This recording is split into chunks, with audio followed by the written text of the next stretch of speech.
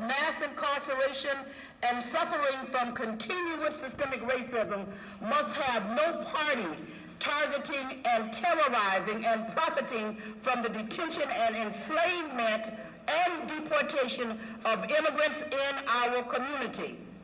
The jobs that GEO offer will be few, low-paying, and dangerous.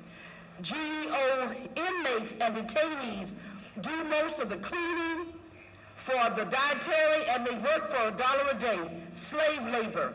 Tens of thousands of immigrant detainees are paid 13 cents per hour, while the founder and CEO made, get this, $6,608,464 in 2015. In 2015, nearly $7 million, raking in over $28 million since 2008.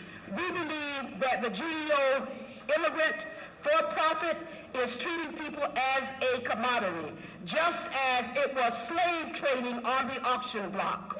We believe that this is morally outrageous. GEO is getting rich with 87,000 beds in the United States, United Kingdom, Australia, and South Africa, locking up people of color.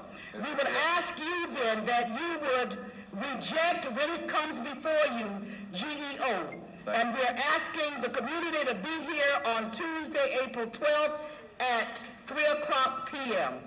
GEO has a history of paying off public officials, and we pray that it does not happen in our community. Thank you.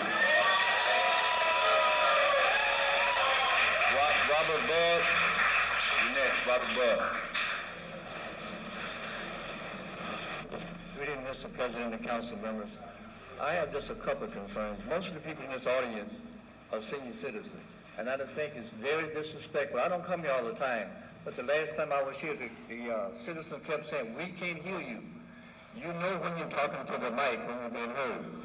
So it's sort of disrespectful to them to have to continue to ask, what are they saying? What are they saying? Why are they here? We heard the mayor, she's further away than everybody. We heard her quite clear.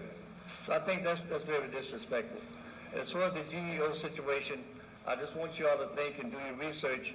If in the event that happens, and one child is raped or somebody is beaten to death, it's going to be on all of y'all conscience that voted for it. Thank you.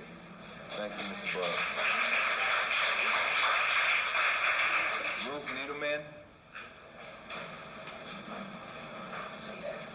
Ann Walker. Mr. Nowacki. Pastor. I can hardly hear you, Mr. President. You better get to that mic. It's not your night. Council may have to use their outside voice with the problems we have with the sound system. Mr. President, a little earlier,